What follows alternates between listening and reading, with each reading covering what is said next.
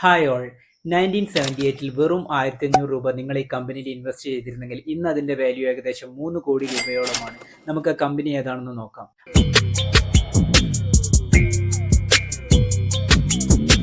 1806 William Colgate ആണ് ഈ company സ്ഥാപിക്കുന്നത്. തുടക്കത്തിൽ സോപ്പ്, സ്റ്റാർച്ച്, കാൻഡിൽ തുടങ്ങിയ പ്രൊഡക്ട്സ് ആയിരുന്നു പ്രൊഡ്യൂസ് ചെയ്തുകൊണ്ടിരുന്നത്.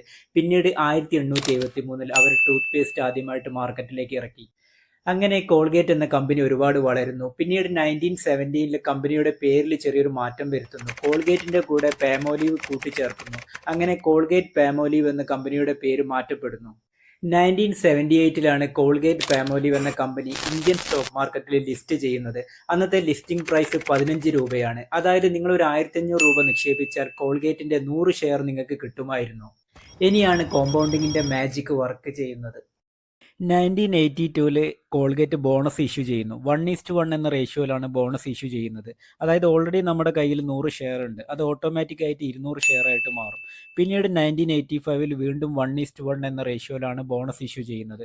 200 ഷെയർ 400 ആയിട്ട് മാറും. പിന്നീട് 87 വീണ്ടും 1:1, 400 ഷെയർ 800 ഷെയർ ആയിട്ട് മാറും. പിന്നീട് 1989 വീണ്ടും 1:1, 800 ഷെയർ 1600 ഷെയർ ആയിട്ട് മാറും. പിന്നീട് 91 ഇത്തവണ ചെറിയൊരു വ്യത്യാസമുണ്ട്. 5:3 എന്ന റേഷ്യോയിലാണ് ബോണസ് ഇഷ്യൂ ചെയ്യുന്നത്. അതായത് നമ്മുടെ കയ്യിലുള്ള ഓരോ 5 ഷെയറിനും 3 ഷെയർ വെച്ചിട്ടാണ് ബോണസ് കിട്ടുന്നത്. നിലവിൽ 1600 ഷെയർ ആണ് ഉള്ളത്. 1600 ഡിവൈഡഡ് ബൈ 5 320. 320 ഷെയർസിന് 3 ഷെയർ ബോണസ്, അങ്ങനെ 960. ടോട്ടൽ 2560 ഷെയർ കിട്ടും. പിന്നീട് 93 വീണ്ടും ബോണസ് ഇഷ്യൂ ചെയ്യുന്നു. 1:1, അതായത് 2560 ഇൻറ്റു 2 5120. പിന്നീട് 2015 വീണ്ടും 1:1 എന്ന റേഷ്യോയിൽ ഷെയർ ബോണസ് ഇഷ്യൂ ചെയ്യുന്നു. അങ്ങനെ മൊത്തം 10240 ഷെയർസ് നമ്മുടെ കയ്യിലുണ്ട്.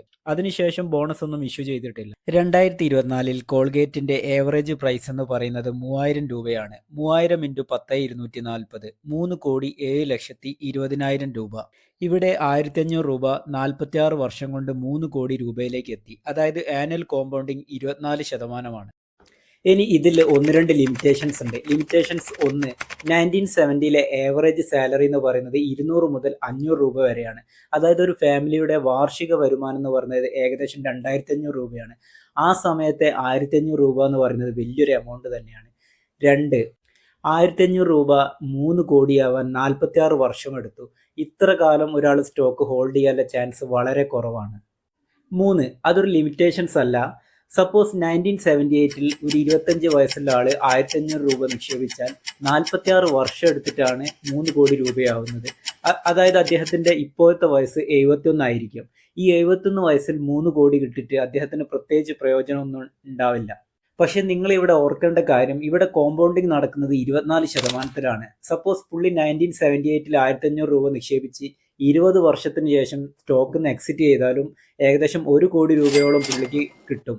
അതുകൊണ്ട് തന്നെ അതൊരിക്കലും ഒരു ലിമിറ്റേഷൻസ് എന്ന് പറയാൻ പറ്റില്ല. ഈ ലോങ് ടേം ഇൻവെസ്റ്റ്മെന്റിലാണ് കോമ്പൗണ്ടിങ് ഇങ്ങനെ മാജിക്കലി നടക്കുന്നത്. അതുകൊണ്ട് തന്നെ നമ്മുടെ ഇൻവെസ്റ്റ്മെന്റ് എപ്പോഴും ഒരു ലോങ് ടേം മൈൻഡ് സെറ്റിലായിരിക്കണം. അപ്പോൾ ഓക്കെ, പുതിയൊരു വീഡിയോസുമായിട്ട് വീണ്ടും കാണാം. ബൈ.